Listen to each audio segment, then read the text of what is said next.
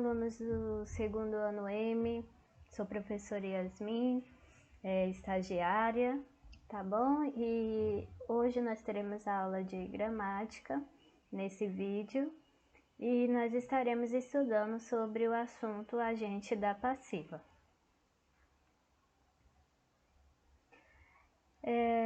Como antes de entrar propriamente no assunto agente da passiva, nós iremos antes abordar sobre vozes verbais, tá bom? Para vocês relembrarem. Possivelmente vocês já estudaram e a gente vai relembrar aqui sobre vozes verbais. Existem 3 tipos de vozes verbais: a ativa, a passiva e a reflexiva. A voz ativa tem característica, né? Tem por característica quando o sujeito pratica a ação expressa pelo verbo. Então, sujeito, agente. O sujeito, ele é um agente, né? Então, Clara beijou Cândido. Então, Clara, né, que é o sujeito, ele pratica a ação expressada pelo verbo, né? Então, Clara beijou Cândido. Ele é um sujeito agente. Então, né, essa oração está na voz ativa. O outro tipo de vozes verbais, né, é a voz passiva. Então, como que é a voz passiva? É quando o sujeito, quem sofre a ação expressa pelo verbo. Então, o sujeito ele é paciente. Então, Cândido foi beijado por Clara. Cândido, né? Ele recebeu essa ação, ele estava paciente, né? O sujeito, Cândido, ele ocupa, né, a posição de paciente, ele recebeu essa ação, né? E o outro tipo de voz verbal é a reflexiva. Então, o sujeito pratica a ação e sofre a ação do verbo ao mesmo tempo, ou seja, o sujeito é agente e paciente. Então, o exemplo aqui: Clara e Cândido beijaram-se. Então, ele é agente paciente, ele pratica e sofre a ação ao mesmo tempo, né? O sujeito aqui, Clara e Cândido.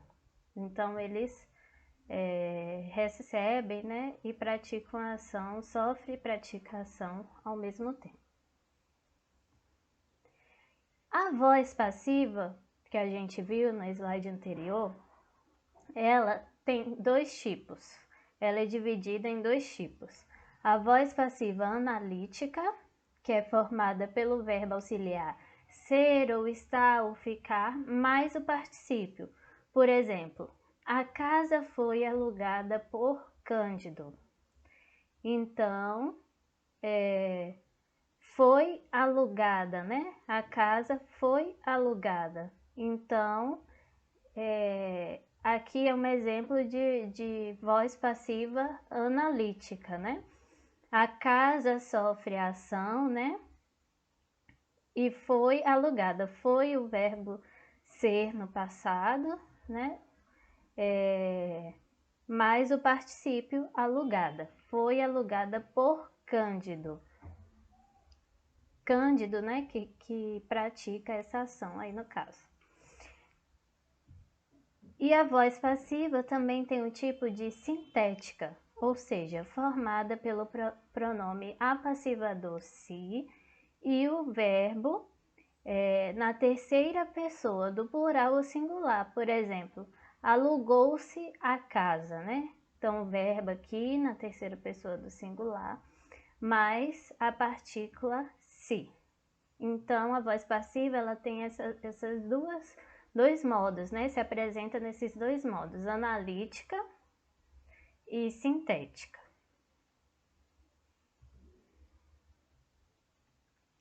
Agora nós vamos entrar propriamente, né, no assunto agente da passiva. Então, o que é, né, o agente da passiva? Como que a gente identifica? É o termo da oração que pratica a ação do verbo na voz passiva. Então, nós vamos entender a partir desses dois exemplos, né? O que significa isso. Então, ó, essa primeira oração está na voz ativa, ou seja, o sujeito é a gente, né? Então, ó, Cândido capturou a escrava Arminda. Cândido, né? O sujeito, a gente, capturou. Então, ele praticou, né, essa ação expressa pelo verbo. E aí nós temos essa mesma oração agora na voz passiva. A escrava Arminda foi capturada por Cândido. A escrava Arminda, né, o sujeito, ela é um sujeito paciente, ou seja, né, ela recebe essa ação, né, praticada pelo verbo. A escrava Arminda foi capturada por Cândido.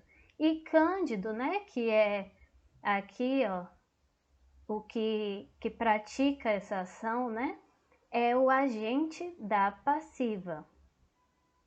Então, Cândido, que é o que pratica essa ação do verbo, é o agente da passiva. Mais um exemplo para vocês fixarem. Cândido leu o anúncio.